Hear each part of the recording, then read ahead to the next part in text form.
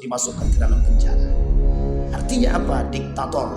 Satu karakter, kata Nabi, kelak di akhir zaman akan muncul pemimpin yang diktator, kata Nabi. Mulkun adud. Dan itu sudah ditampakkan hari ini. Bagi setiap para ulama yang mengkritik daripada kebijakan pemerintah Saudi Arabia akan dimasukkan ke dalam penjara. Bahkan sampai hari ini masih ada ulama yang belum dikeluarkan. Bahkan sampai hari ini masih banyak buku-buku daripada para ulama yang tidak boleh terbit, termasuk Syekh Al-Arifi, seorang ulama ketika itu mengkritik, dimasukkan pada tahun 2013 dan dikeluarkan pada tahun 2016. Dalam hadis baginda Nabi Muhammad SAW yang diriwayatkan oleh Imam Ahmad Ibn Hanbal, kemudian Abu Daud, Ibnu Majah, Al-Hakim dalam Al-Mustadrak. Qala Nabi sallallahu alaihi wasallam, inna baina yaday as-sa'ah fitanan ka qita'il laili yusbihu ar-rajul mu'min fiha mu'minan wa yumsi kafiran. Kemudian wa yumsi kafiran wa yusbih wa yumsi mu'minan wa yumsi kafiran. Al-qa'id fiha khairun minal qa'im wal qa'im khairun minal mas wal mashi fiha khairun minas sa'i fakassaru kisikum wa qatta'u autarakum wadribu bisuyufikum al-hijarata fa in dakhala ala ahadikum falyakum ka khairi ibni Adam. Kata Nabi, sesungguhnya menjelang datangnya hari kiamat akan bermunculan fitnah-fitnah, dan fitnah-fitnah yang besar bagi umat muslim. Bagaikan malam yang gelap gulita. Pada pagi hari mereka beriman, maka malamnya mereka menjadi kafir. Sebaliknya, ketika malam mereka beriman, paginya mereka menjadi kafir. Dan kemudian orang-orang yang duduk saat itu lebih baik daripada orang-orang yang berdiri. Orang yang berdiri lebih baik daripada orang-orang yang berjalan. Orang yang berjalan lebih baik daripada orang-orang yang berlari. Maka patahkanlah busur-busur kalian, putuskanlah tali-tali busur kalian, dan pukullah pedang-pedang kalian ke batu. Jika salah seorang di antara kalian dimasukkan fitnah, maka jadilah seperti salah seorang anak Adam yang paling baik. Hadis diriwayatkan oleh Imam Ahmad Ibn Hanbal, Imam Abu Daud, Ibnu Majah, Al-Hakim dalam Al-Mustadraknya. Penjelasan daripada hadis ini menurut para ulama, ketika di akhir zaman itu, kehidupan itu manusia berada dalam kondisi yang terombang-ambing. Ketidakjelasan antara kebaikan dan keburukan itu menjadi patokan. Maka jika ketemu kita dengan kondisi seperti ini, kata Nabi, jadilah seperti anak Adam di antara salah satu di antara keduanya. Terjadi pertikaian antara anak Nabi Adam, antara Habil dan Qabil. Maka jadilah yang terbaik di antara keduanya. Sehingga kata para ulama yang terbaik itu adalah Habil, maka jadilah seperti Habil. Maksudnya apa? Berdiri pada posisi yang terbaik. Meskipun ketika itu menjadi manusia yang paling aneh di tengah kebaikan tersebut. Artinya, kelak di akhir zaman kebaikan itu adalah sesuatu yang aneh. Hanya dimiliki oleh orang-orang yang beriman, yang dekat dengan Allah. Maka disebutkan oleh Nabi, ada orang-orang yang mengaku berislam. Malam hari mereka beriman, pagi hari mereka kafir. Paginya mereka beriman, malamnya mereka kafir. Maksudnya begini, ada orang-orang yang mudah menggonta-ganti keimanan mereka kepada Allah. Di mana ada kepentingan kami tak beriman, di mana tidak ada kepentingan kami beriman. Begitu sebaliknya. Ketika mereka penting dengan ayat Al-Quran, mereka beriman kepada Allah. Ketika mereka tidak penting dengan ayat Al-Quran, mereka menolak. Ketika ayat Al-Quran itu sejalan dengan keinginan mereka, mereka imani. Ketika mereka tidak sejalan atau ayat tidak sejalan dengan keinginan mereka, mereka ingkari. Sehingga bermunculan orang-orang yang kafir min ba'dihim. Nu'minu bi ba'din wa nakfur bi ba'd. Kami beriman kepada sebagian dan kami kufur kepada sebagian. Sehingga tidak salah kelak di akhir zaman, kata Nabi, sulit mencari orang-orang yang betul-betul beriman kepada Allah. Sehingga yang terjebak dalam kondisi-kondisi seperti ini, kata Nabi, mereka yang terjebak dalam fitnah seperti ini, maka berdirilah pada posisi yang sesungguhnya, yang berpegang teguh kepada Al-Quran dan Sunnah. Maka ketika Nabi berkata kepada kita semua dalam hadisnya, aku tinggalkan dua perkara, yang jika kalian berpegang teguh dengan dua perkara tersebut tidak akan tersesat. Maksudnya apa? Al-Quran dan Sunnah. Dalam riwayat yang lain Nabi berkata, kelak sunnah itu, sunnahku kata Nabi akan ditinggalkan. Tidak akan terjadi hari kiamat ketika sunnahku akan ditinggalkan. Jadi umat muslim asing dengan sunnah-sunnah baginda Nabi Muhammad SAW. Ketika umat muslim tak mau lagi menjalankan sunnah-sunnah Nabi. Atau justru sebaliknya, sunnah itu justru bukan dikerjakan tapi justru diingkari. Bapak ibu sekalian yang berbahagia, bukan tanpa sebab Nabi mengatakan demikian. Karena kemunduran pemahaman dan nilai-nilai agama serta kebodohan terhadap akidah-akidah yang benar dan keislaman yang baik, ini menjadi poin. Ketika Nabi berkata diangkat orang berilmu, yurfa'ul ilma wa yathbutul jahlu. Ketika orang-orang berilmu diangkat kemudian yang tersisa adalah kebodohan, kata Nabi. Itu adalah indikasi akan bermunculannya orang-orang yang bodoh atau mengaku alim. Orang-orang yang mengaku alim, orang-orang yang menganggap diri dia alim, pada hakikatnya mereka tidak alim. Terkhusus dalam bidang agama. Kenapa? Karena justru kelak di akhir zaman, kata Nabi, yang akan mengantarkan kepada kehancuran, atau mereka yang akan mengantar kepada pintu neraka jahannam. Du'atun ila abwabi jahannam. Ini bagian daripada fitnah. Maka kata Nabi, salah satu fitnah yang nampak kelak adalah orang-orang yang mengaku beriman kepada Allah, pada hakikatnya mereka tak beriman kepada Allah. Bermunculan orang-orang yang mohon maaf mengaku beriman kepada Allah di siang hari atau di pagi hari, tapi malam harinya justru mereka kembali kepada kekufurannya. Kita lihat sekarang, seberapa banyak hari ini manusia, mungkin ini bukan cocokologi, tapi berdasarkan pengamatan kita masing-masing, berapa banyak orang yang hari ini meremehkan nilai-nilai agama. Berapa banyak orang hari ini yang tidak mau kembali kepada nilai-nilai agama, gengsi. Betapa banyaknya orang hari ini lebih kembali kepada apa yang menjadi keinginan dan kepentingan, tanpa mau bersandar kepada pemahaman agama yang baik dan benar. Maka tak salah ketika Nabi mengatakan kembalinya orang-orang kepada kekufuran. Dalam arti lain adalah banyak orang meninggalkan yang disebut dengan nilai-nilai agama. Kemudian seorang penyeru, Rasulullah SAW berseru. Kata beliau, salat berjamaah. Lalu kami berkumpul bersama Rasulullah SAW. Kemudian beliau berkata, sesungguhnya tidak ada seorang nabi pun sebelumku, melainkan wajib baginya untuk menunjuki umatnya kepada kebaikan yang ia ketahui, dan memberikan peringatan kepada mereka dari kejelekan yang ia ketahui. Dan sesungguhnya umat kalian ini dijadikan keselamatannya di awal, dan orang yang ada di akhir akan tertimpa musibah, juga berbagai perkara yang kalian ingkari. Dan datanglah kepada mereka fitnah, sebagiannya menjadi lebih ringan, sebagiannya menjadi lebih besar. Lalu seorang yang mukmin berkata, ini. Maka barang siapa ingin diselamatkan dari neraka dan dimasukkan ke dalam surga, maka hendaklah kematian mendatanginya dalam keadaan dia beriman kepada Allah.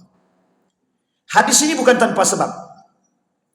Saking banyaknya fitnah akhir zaman yang mengajak kepada kekufuran, ketakutan Nabi terhadap umatnya adalah takutnya kembalinya para umat-umat tersebut kepada kekufuran. Kita akan lihat Bapak Ibu, berapa besarnya persoalan TBC. Tahu TBC Bapak Ibu? Tahayul, bid'ah, khurafat, kemudian apa lagi? Oh, ini semua TBC. Kesyirikan. Itu semua mengantarkan kepada kekufuran. Orang yang meninggalkan dosa, menganggap dosa besar menjadi dosa yang biasa, kufur. Mempertuhankan manusia, kufur. Dan perbuatan-perbuatan yang lain yang sederhana mengantarkan kita kepada kekufuran. Ingat, poinnya adalah akidah. Sehingga bukan tanpa sebab ketika Nabi menyampaikan ini, ketakutan Nabi, saking tahunya Nabi bahwa keadaan di akhir zaman itu banyak yang kembali kepada kekufuran. Maka ibu bapak ibu sekalian yang berbahagia, inilah yang kemudian menjadi pusat perhatian Nabi. Sehingga ketakutan Nabi terhadap yang akan menimpa umatnya kelak di akhir zaman. Nabi sampaikan. Apa tujuan Nabi menyampaikan ini? Agar kita yang mendengar menjadi orang-orang yang berilmu dan kembali kepada yang dikatakan oleh Nabi. Bersegeralah kalian sholat. Artinya apa? Jadilah orang yang ketika itu berpegang teguh pada nilai agama, terkhusus sholat. Karena kalau orang yang berpegang teguh pada sholat itu tidak mungkin goyang. Yang benar sholatnya.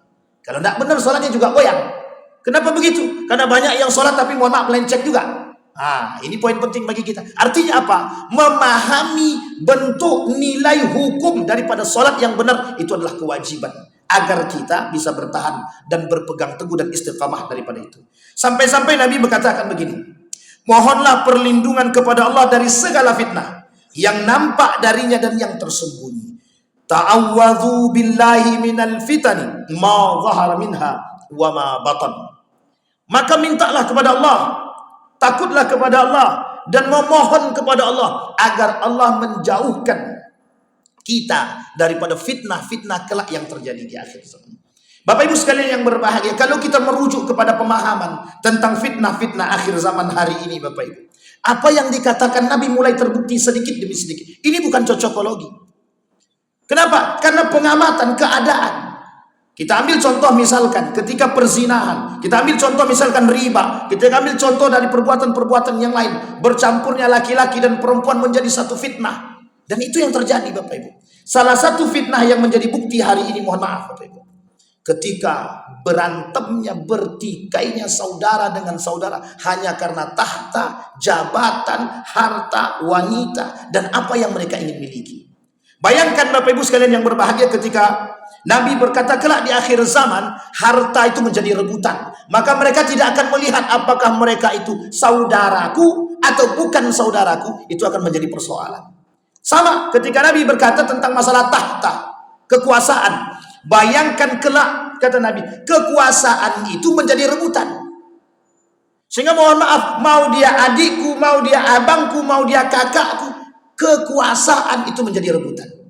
Kita lihat betapa mudahnya orang bertikai hari ini hanya persoalan kekuasaan. Itu kalau bukan karena dha'ful iman, kelemahan iman. Kembali kepada poin yang tadi, saking lemahnya iman, sehingga mohon maaf merebutkan kekuasaan dan tahta, merebutkan kekuasaan dan harta. Apa yang mereka harapkan dari tahta dan kekuasaan? Penghormatan, penghargaan dan kekuasaan. Kalau bukan itu tidak ada. Mereka hanya berharap kami jadi orang yang berkuasa dan kuat agar orang menghormati kami, menghargai kami, dan kami bisa memiliki apapun yang kami inginkan. Kita lihat kasus raja-raja hari ini. Kelihatan, lihat bagaimana megahnya mereka.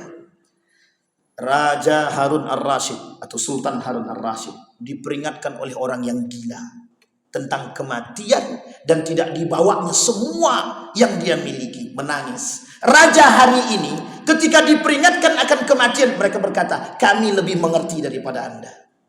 Coba bayangkan. Maka Bapak Ibu sekalian yang berbahagia, salah satu yang nampak hari ini adalah, yang menjadi sorotan kita hari ini adalah kerajaan-kerajaan yang berdiri tegak di tengah, mohon maaf, umat muslim hari ini. Berapa banyak kerajaan-kerajaan negara yang dengan kerajaannya kaya. Kita lihat Saudi Arabia, kemudian Brunei Darussalam, kemudian kerajaan-kerajaan yang lain, Qatar.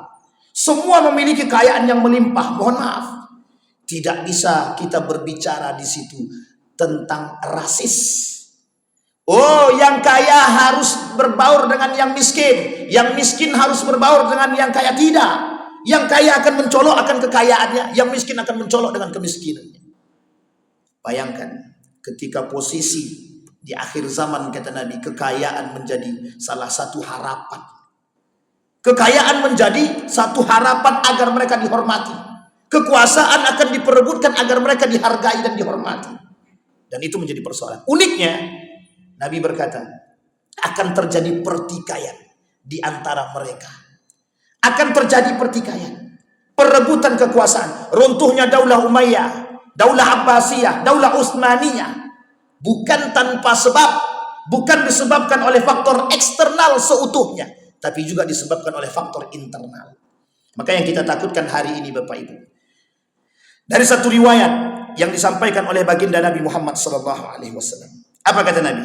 Di dalam hadisnya kata Nabi, yang artinya 3 orang yang merupakan putra khalifah itu saling bertikai. Meskipun hadis ini diperdebatkan oleh para ulama.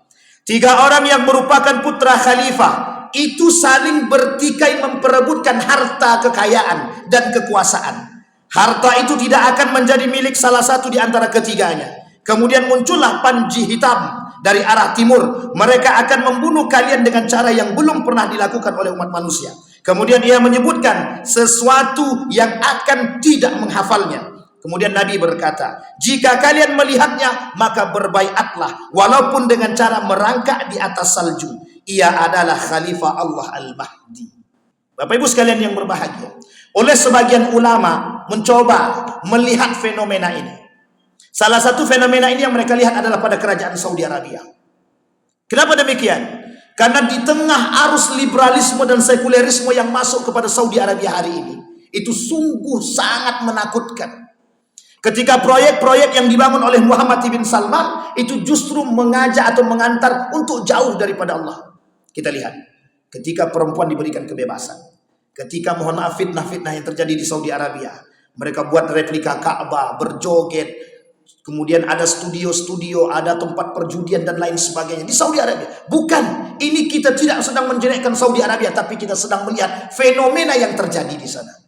Artinya apa? Ini sistem kekerajaan. Artinya apa? Bisakah kita mengambil poin atau pelajaran daripada demikian? Kalau kita merujuk kepada hadis Nabi, oleh sebagian ulama mengatakan ini bagian daripada fitnah. Bayangkan, tidak usah terlalu jauh. Harta warisan yang ditinggalkan mampu membuat orang bertikai. Apalagi begitu banyak harta yang ditinggalkan oleh raja. Raja merasa memiliki segalanya, maka orang wajar berebut untuk mendapatkan kekuasaan. Sehingga dalam poin ini Bapak Ibu, banyak orang-orang yang kemudian mencoba spekulatif, berspekulasi terhadap kerajaan Saudi hari ini. Kata mereka, jika meninggal Raja Salman, maka akan terjadi pertikaian yang besar di antara para saudara. Oleh para sebagian ulama mengatakan hadis ini tidak bisa dipegang. Ada yang mengatakan hadis ini mungkar, tertolak. Tapi ada yang mengatakan hadis ini dhaif. Oleh Ibnul Qayyim Al-Jauziyah, hadis yang dhaif dan lemah bisa diambil sebagai motivasi, tapi tidak bisa diambil sebagai alasan. Memang sebagian golongan menolak mentah-mentah hadis dhaif, dhaif jiddan, lemah banget, dan kemudian hadis palsu. Mereka tidak bisa menerima hadis tersebut. Tapi sebagian yang lagi itu mengatakan boleh hadis dhaif atau hadis lemah itu diambil manfaat, faidah serta motivasi. Tujuannya apa? Untuk melihat. Tujuannya apa? Agar mendapat keberkahan. Tapi Bapak Ibu sekalian yang berbahagia, terlepas daripada pertikaian hadis ini dhaif atau dhaif banget atau mungkar, kita lihat fakta daripada apa yang terjadi hari ini. Perebutan kekuasaan di Saudi Arabia itu menjadi poin dan begitu diseriusi oleh para pengamat politik hari ini. Bisa kita lihat betapa perang dingin antara, mohon maaf, mereka di dalam untuk merebutkan kekuasaan. Karena mohon maaf, setelah ini itu akan menjadi pelajaran bagi mereka. Ketika Raja Salman masih hidup, bayangkan arus liberalisme dan sekulerisme oleh Muhammad bin Salman begitu kencang masuk ke dalam. Sehingga mohon maaf, Bapak Ibu kalau datang berangkat umroh, itu mohon maaf, perempuan sudah banyak pakai celana lepis. Itu orang asli Arab. Dan ini nyata Pak. Dan sekarang itu boleh masuk untuk ziarah orang-orang non-muslim. Bisa masuk baik ke Mekah maupun ke Madinah. Ini bukan fitnah. Karena kita melihat dengan mata kepala kita sendiri. Bayangkan. Artinya apa? Ketika tanah suci sudah dimasuki oleh orang-orang yang tidak beriman kepada Allah, ini menjadi poin penting bagi kita dan perhatian kita. Artinya kedekatan hari kiamat semakin nampak. Bapak Ibu sekalian yang berbahagia, terlepas daripada benar atau salahnya hadis tersebut, terlepas daripada anggap hadis ini palsu, anggaplah hadis ini palsu, tapi kita lihat fenomena, kita melihat fenomena betapa dulunya Mekah dan Madinah diharamkan bagi non-muslim. Ada sebab pada masa Daulah Abbasiyah diusir semua orang kafir masuk ke dalam Mekah dan Madinah. Tidak boleh masuk, tidak boleh tinggal di situ. Bukan tanpa sebab, karena orang ketika itu mohon maaf dari kalangan Yahudi dan Nasrani, kerjaannya bikin rusuh dan rusak. Termasuk orang-orang munafik yang berada di kalangan umat muslim ketika itu. diusir, dihabisi, sampai mereka lari tunggang langgang. Tapi hari ini fitnah itu akan muncul dari arah timur. Bisa dari timur tengah, bisa dari arah timurnya, bisa dari arah Irak, Kufah, Damaskus dan lain sebagainya, bisa juga datang daripada timur tengah itu sendiri. Artinya Bapak Ibu, kita lihat fenomena yang selanjutnya. Ketika minyak menjadi perebutan, dan itu akan menjadi perebutan negara antara satu negara dengan negara yang lain. Ini dalam kacamata politik, bukan dalam kacamata agama.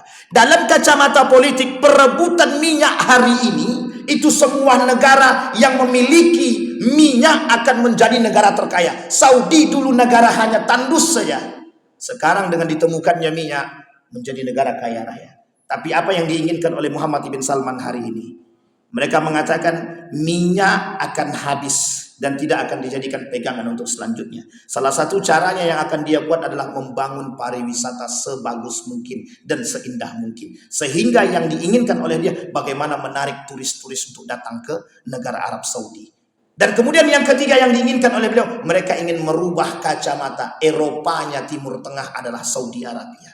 Artinya apa? Kalau mereka berbicara Eropanya Saudi Arabia, Eropanya Timur Tengah adalah Saudi Arabia, artinya apa? Salah satu karakter daripada Eropa hari ini adalah sekulerisme. Jauhnya daripada nilai-nilai agama. Kalau kita kembalikan kepada poin yang pertama dari hadis yang kita sampaikan, berapa banyak fitnah-fitnah yang timbul hari ini, itu fitnah-fitnah yang terbesarnya adalah jauhnya umat muslim daripada fitnah, jauhnya umat muslim daripada nilai-nilai agama. Kita lihat ketika seorang wanita berjoget. Dulu Arab Saudi itu Pak anti dengan joget. Sekarang mohon maaf itu Pak. Di Riyadh itu kalau Bapak lihat, ya Arab, kita takut. Bahkan lebih parah daripada Eropa itu sendiri.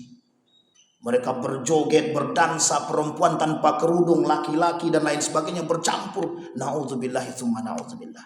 Bahkan mohon maaf sudah mulai masuk pula bioskop. Itu biasa pusat cuman bioskop. Tempat judi sudah banyak masuk di sana. Meskipun tidak di Mekah dan Madinah. Tapi di tempat-tempat yang lain daripada Saudi Arabia.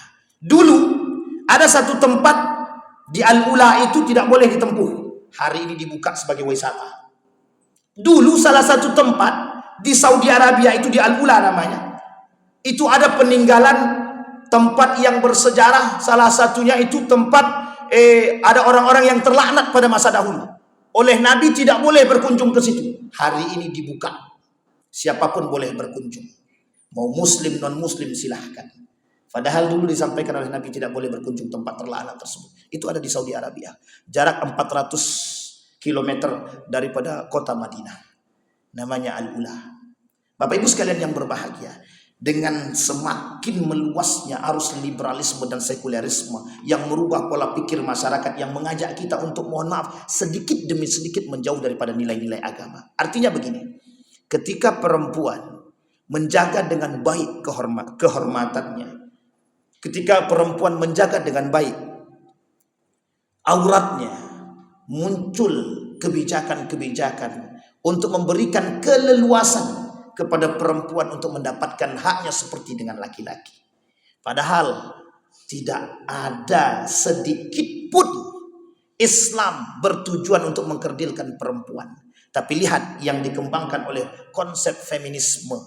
Bagaimana perempuan hari ini itu sama seperti dengan laki-laki. Bahkan lebih parah lagi ketika mereka sudah berkuasa, ketika mereka sudah punya harta. Ini disebabkan masuknya pemikiran yang merusak. Pada hakikatnya mereka jauh daripada nilai ketaatan dan kepatuhan kepada Allah dan suaminya. Begitulah arus itu masuk dan disiapkan oleh mereka. Saudi Arabia anti dengan musik dahulunya. Sekarang tidak. Semua tempat, meskipun di Mekah dan di Madinah itu terjaga, tapi di tempat lain, di Saudi Arabia, Riyadh, Jeddah, bebas.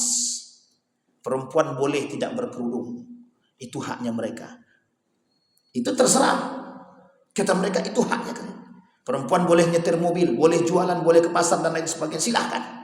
Bahkan mohon maaf perempuan boleh masuk dalam taksi sekalipun cuman hanya perempuan itu dengan supirnya. Dulu tidak boleh Pak. Mereka anggap itu kongkongan bagi perempuan. Mereka anggap itu diskriminasi bagi perempuan. Itu tidak membuat leluasa bagi hak-haknya perempuan, sehingga terjadi, mohon maaf, pengkerdilan terhadap perempuan. Sehingga diajukanlah satu pengajuan agar hak dan kebebasan perempuan diberikan oleh Muhammad ibn Salman, dibuka. Inilah yang kemudian menjadi ketakutan oleh para ulama hari ini, dengan munculnya kebijakan-kebijakan yang dilakukan oleh Muhammad ibn Salman yang ingin membuat kaca atau kacamata Eropa di Saudi Arabia menjadi pusat perhatian oleh para ulama, menjadi poin penting bagi para ulama, menjadi diskusi penting bagi para ulama untuk kemudian melihat ini akan berdampak negatif kepada siapa? Kepada umat muslim seluruhnya. Jadi kalau Saudi saja berubah, maka semua akan berubah. Kenapa? Kiblat kita di situ. Maka sebagian ulama yang mencoba untuk melawan kebijakan-kebijakan yang dibangun oleh mereka, oleh pemerintah, oleh pangeran, maka ulama-ulama tersebut dimasukkan ke dalam penjara. Artinya apa? Diktator. Satu karakter, kata Nabi, kelak di akhir zaman akan muncul pemimpin yang diktator, kata Nabi. Mulkun adud. Dan itu sudah ditampakkan hari ini. Bagi setiap para ulama yang mengkritik daripada kebijakan pemerintah Saudi Arabia akan dimasukkan ke dalam penjara. Bahkan sampai hari ini masih ada ulama yang belum dikeluarkan. Bahkan sampai hari ini masih banyak buku-buku daripada para ulama yang tidak boleh terbit, termasuk Syekh Ana Arifi, seorang ulama ketika itu yang mengkritik, dimasukkan pada tahun 2013 dan dikeluarkan pada tahun 2016. Artinya Bapak Ibu sekalian yang berbahagia, dari indikasi qita'un ka qita'il lail, kata Nabi, akan terjadi di akhir zaman itu kondisinya semua gelap. Artinya gelap di sini adalah semua akan melihat keburukan-keburukan itu berkembang di tengah umat muslim. Yang paginya beriman, malamnya berubah menjadi kafir. Artinya apa? Sama seperti yang tadi kita katakan. Untuk mendapatkan harta, kekuasaan dan lain sebagainya, pada hakikatnya yang haram bisa mereka halalkan, pada hakikatnya yang salah bisa mereka benarkan. Dan ini kebalikannya. Maka tak salah ketika Nabi berkata, jagalah. Apa yang harus dijaga? Dirimu. Apa yang harus kita jaga? Diri kita, ibadah kita.